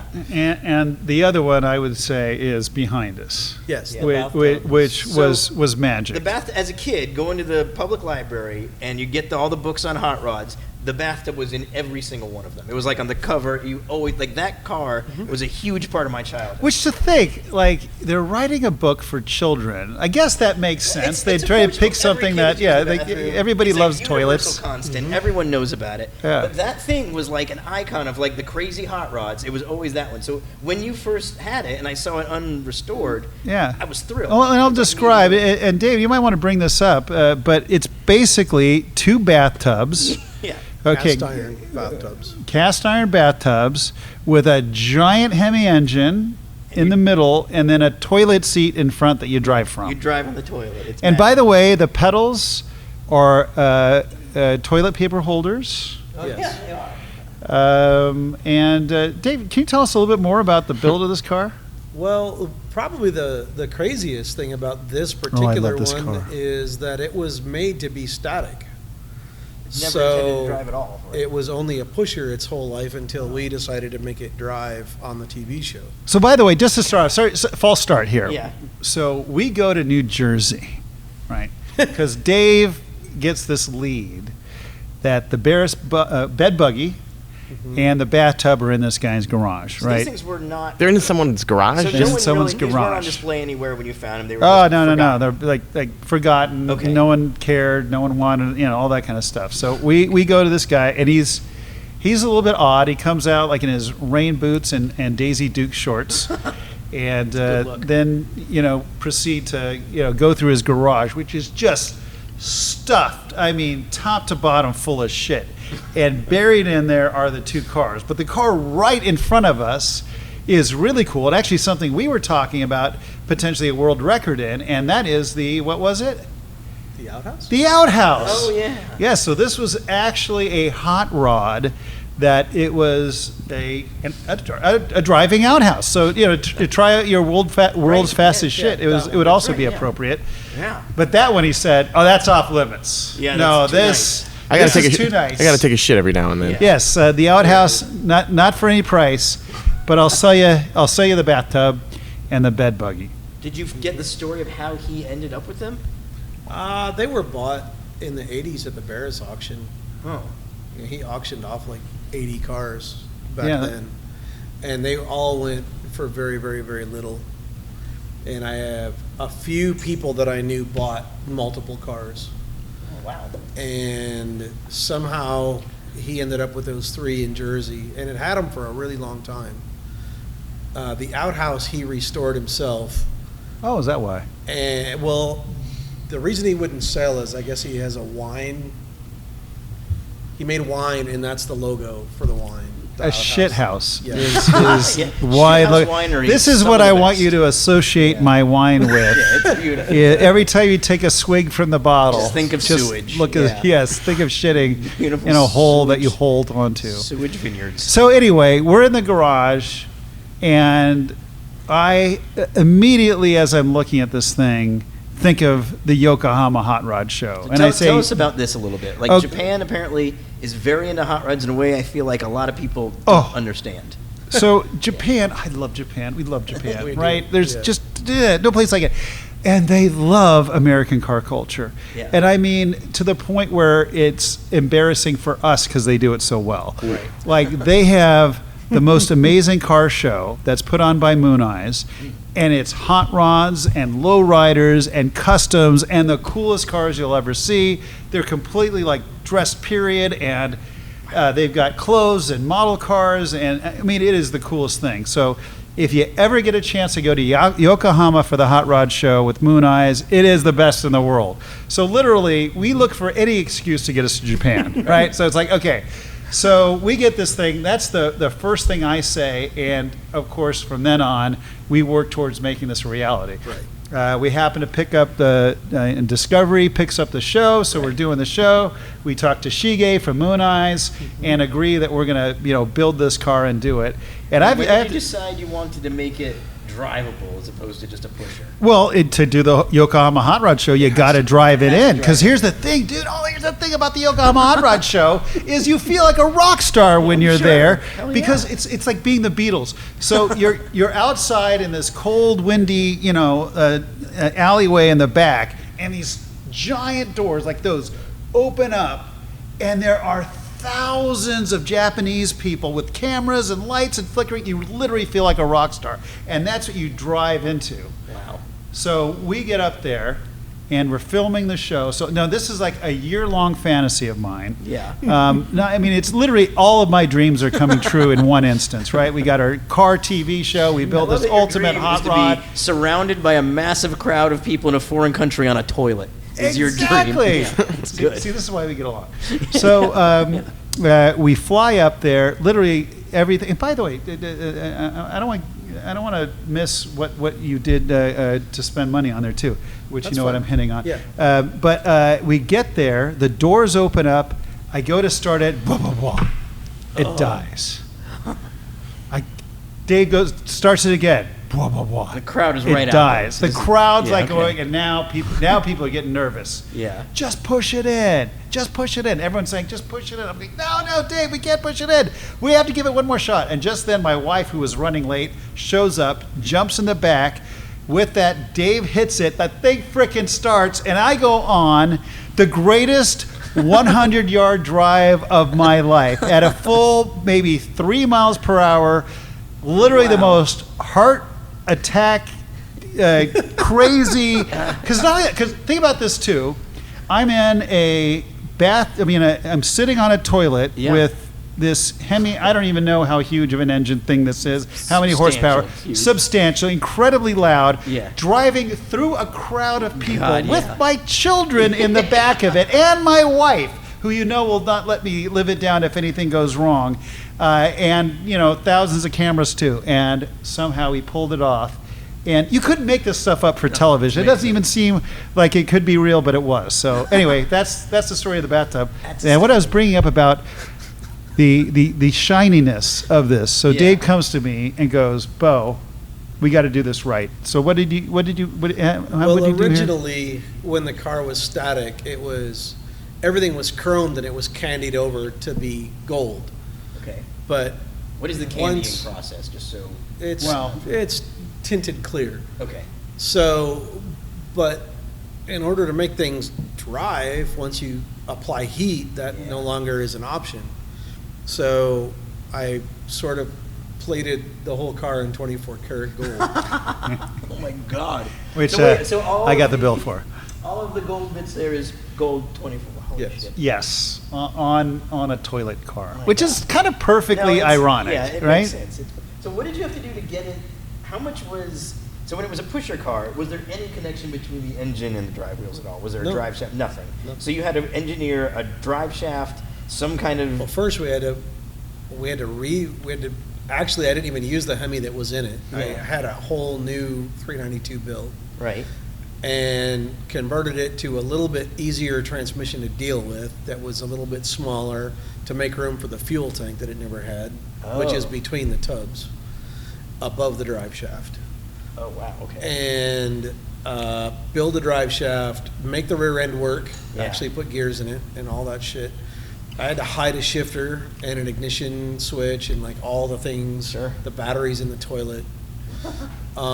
It was gnarly to do it without like taking away from what it Right. Because was. you don't Still had have to no keep the look. visual room to change. Yeah. Like, Right. Like the superchargers, I imagine, are false, right?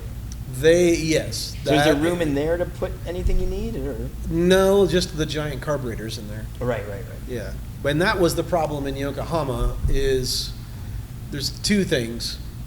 When you go to Yokohama in the winter, it's like 20 degrees. Yeah. And because he was driving this car with his whole family in it into a crowd of people, Yeah. I put a throttle stop on it. Probably smart. He doesn't trust me for I anything. think that just feels Jeez. prudent in general. Okay. Yeah. Well, because of the throttle stop, it wouldn't give it enough gas to start Start it cold. up. So that's why it was being such an asshole for But you fixed for a it. couple hours. But man, that was gnarly. I bet. You and I have so very different views of that day. Well, all's well that ends well. I mean, You got all yes. the stress without the tray on Oh fit my drive. God. So Yes. I was correct. also stressed, maybe not to the same degree. Then I had to Maybe go not. jump in a car and drive in. Like after Exactly. that, What did you drive in? Tweety. Oh, Tweety, that's right. Tweety Yeah. Pie. Yeah. 11 million model kits made after Tweety Pie. Another one of the Whoa. most famous hot rods of all time. Yep. So, Yokohama. Now, what are we gonna? We got to get to Yokohama next. yeah, I think this year they're gonna take the people that they promised Yeah. before COVID. Yeah. But next year Next year, we're probably the gonna take. Autopians are going to Japan. Just love like, that. dude, just like TV shows, they do Yeah. these guest episodes Yeah, it's other fun. places. We got to start We'll doing find like the that. weird tiki idol and some crazy things will happen like they always do. It's gonna be gold. So what's next? What are we Speaking doing? real quick on Tweety Pie, I just found Yeah. out something literally last week that I did not know about that car. Oh, do tell. So you know how Norm Grabowski's car was the kooky car? Yeah. Well, up until about 2 days before, that car was Tweety. Wait. We got to wait. Huh? Apparently, they were going to use Tweety Pie as Kookie's car, and then Oh. they at the last minute switched to Norm's. So give us some context. Oh, no here. What the kidding. hell are you talking about? What's the context? Well, pull up the Kookie car. Norm the- Grabowski's, Kooky I Cars, mean- another one. It's one of the top 3 most famous T-buckets in the world. Okay. And because of that show, that's it, after the Brizio restoration. Yeah. That thing is so cool. Mhm. Just, how would you describe this car to listeners who aren't seeing this? Just based on a T? Yeah. Yeah, it's a 23T. It's literally the perfect early hot rod. Well, the rake on it is tremendous. Rake is so ridiculous. It's just perfect, and I think like that was the standard for rake. So yeah, Period. for listeners, Yeah. picture a Model T style body, much higher at the rear, leaning forward in like a dramatic rake way, and then how No hood, a gigantic engine with Gigantic headers engine. just shooting right out of it. Yep. grill moved behind the front axle. It's fascinating looking. Lots of when chrome. did Grabowski build this? Yikes. I'm not sure. I want to say late 50s.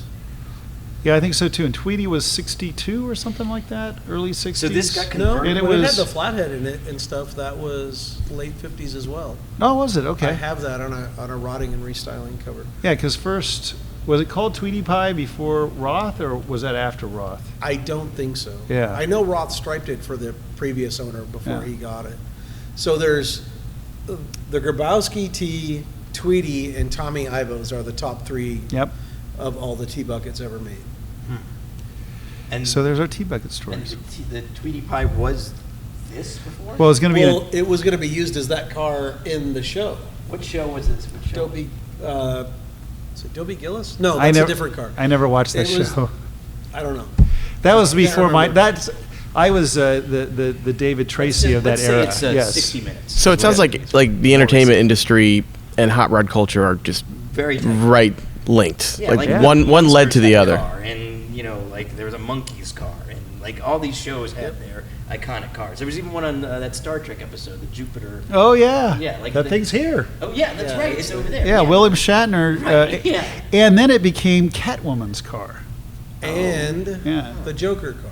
It was. Yeah, it was So 3. yeah, like TV shows had to have like an iconic car, and it's a shame that died off. That you don't have a Frasier. We got to bring it back. Yeah, we should.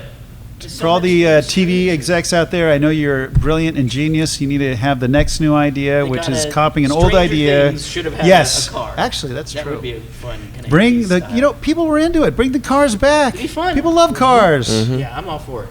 we're That's what we need. We're voting for that. It's good. Man, all right, David. Did you have something you wanted to ask Dave? This is the risky part. You can ask opinions of Dave for things, kind of ridiculous things. You can do that. Oh boy. Well, so about our cars. Yeah, just to see what it is. Okay, so 2 OEM dudes, one Chrysler, one GM, both wrenching on their cars in Detroit, looking to move to Los Angeles. You guys have more in common than you realize. True. True. Just different at different edges of the spectrum, but Yeah. the art and the science. so the two of us own some cars, and we want to see what you think about if you were to customize them, what you would do, yeah, what path? or would you just take? in I general. already know how great this is going to go. Yeah, this might be. This will. This is likely going to a be disaster. very, very short. Yeah. Okay, Nissan POW. That's my car. So what would you do if you wanted to make that into something custom? Look at that face. Already, I can already feel it. It's Japanese? Go ahead, say your first thought. Japanese. I know your first thought. I don't know if you could save that. Oh, We can. We can edit it. We can bleep things. No, I said I don't know if you can save think he it. said- Oh, save it. Oh, I thought So you'd there are say certain that. designs that are workable. I thought you were going to just say crush it. That's what I thought you were going to say. No, I don't like crushing things, but I like that car isn't the only thing you could make out of that is a rally car. That's not okay. Oh, he honestly, took it- he that's did not a bad serious. angle. Okay, yeah, a rally that's right. version of a POW That would is. actually be kind of It would be awesome, yeah. Okay, I'll take that. I'm gonna go to the next one before Dave, it says- Dave went around. Okay. An FC 170. I feel like there's Oh. something to be done with this. That I actually, is cool. actually kind of like those just because they're a COE, Yeah. but that one's really fucking ugly. Because the condition it's in? Well, no, because in general, like it was an absolutely horrible aesthetic design, but it's one of those things, sort of knocking on the door of like a Unimog that Yeah. could be Yeah. cool. Yeah, I think it's interesting I in always a feel like it's kinda like a utilitarian kind of way. skull-like face. Yeah, The face area, I feel like you can play It that. does. Well, that's literally it looks like a the Jeep. grill out of a Jeep Yeah, Yeah. Yeah, yeah. that they just stuck on a box. Yeah, that's Feels exactly what it skull-like, looks though, like. in this Yeah. context to me. All right. All right, so far, But that nothing could- really that could- salvageable. I feel like we could do something I mean, cool there. that, You could that do that. could be rad as like a four-wheel drive like monster thing. Yeah. monster truck. Okay, what about this? No, there's no hope for that. Okay, all right, what about that? I love how it's That David's is- favorite. Okay, car. all right, all right. No hope. How about my Beetle? What would Just you a do- bug. what would you do with Oh. a I Beetle? actually hate Volkswagen. I think we're 0 for 5 there. Yeah, I'll take a I don't know. Oh, the PAL. I don't understand. There's one thing that I would do to a Beetle, and in the '60s there was a model kit made called a Bugaboo, and it was like turn that into like a rail, sort of. Kinda A like rail? the wishbone approach to it. No, Oh, I thought you were You going to should say be the able to Rolls Royce find a engine model of or the the Bugaboo. grill. Okay, like a sand just rail. put in kind of deal? Bugaboo model car. Okay. I thought there for Oh, sure. It was whoa. oh, okay, that is yeah. cool. That's a deep cut right there. All right. Okay, that is cool. Go back to the yellow one. There's right underneath. that- Oh, Yeah, That's the there one, we're yeah. talking. Oh, the Bugaboo is That's cool. legitimately cool. Yeah, that's fun. Yeah. Do you know every? It's a problem. He's got, yeah. He knows them all. If you go in there, you see like every model kit like from this era Dave has. Yeah. It's incredible. And not only that, has then taken those models and built them into real size cars like the Zingers and all kinds of stuff. Which a Zinger, by the way, is absolutely ridiculous. Those basically an engine with a little mini body over Oh, it. yeah. There's actually a Beetle Yeah. one of those in the showroom. Exactly. Yeah. I know that thing. So you did a Beetle. Well, that counts, sort of. Yeah. I'll take it. It was actually really cool. So the Beetle, the Zingers were like one of my favorite things at the car shows as a kid. Yeah. And because they were just so ridiculous, like outrageous, I guess you could say. So Chuck Miller and Steve Tansey built those to promote the model kits. So for the first time, that was reverse. Oh, right. The model Oh, kit existed before the real thing did. Wow. So Bob Larrabee Sr., who basically invented indoor car shows, contracted Chuck Miller and Steve Tansey to build these full-scale Zingers because they had model car contests at the car shows in the day. Oh, that's cool. So I would see these growing up, and I thought they were rad. And I got to know Chuck Miller really well over many, many, many years of car shows and all these things. And I asked him if he still had the molds. So And cool. he said, yeah, I'll pop one of the bug bodies out of the mold for you. Oh, wow. Oh, really? that's the So, original so the mold. one that I built, I got the body from him and built the rest. Oh, I didn't know that. See, Yeah. learning new stuff. And then And Chuck Miller built the fire truck back there, Chuck by the Miller way. did build the fire truck that won yeah. Riddler in We '68. did the video with that one. Yes. It was an amazing one, yeah. Yeah. Oh, that was fun. Yeah, the dune buggy Zinger. Oh, yeah. I found that body at the cruise auction swap meet, Oh, no kidding. just a body by itself, and then built the rest when I moved here. So Actually. the body was probably made by them as well. Yeah. Huh. That's so cool. Mm-hmm. So some of these cars you find in some random garage. Some of them you can't find. We have to make them. Well, like I have I guess I've probably restored more historic show cars than anyone. And because Easy. of that, they find me. Okay, yeah, that happens after a while, right? And, you know, he can tell you, like, about every other week, I'm like, hey, I found this. Do we want this? Do we not want this? Whatever.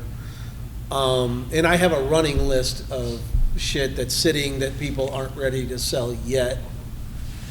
But Check in every now and then. I know we're all You still All but, pissed like, he 2 missed the cars. Pac-Man car. Yeah, that. Oh, yeah. well- I was just looking at that on the wall. Yeah. we didn't miss it. Like, it was shitty, but I'm happy that my friend John got it. Good. So because he's a really good dude, and he's got a lot of great stuff, and it goes well, and plus he'll let me play with it. Hey, if I David, want. have you ever heard of Mork? No. Mork is this- from An Mork? alien, yeah. Noted alien. You've never heard of Ork? Or Robin Mork Williams? from Ork? Oh, Robin Williams? Very early Robin Williams. Yeah.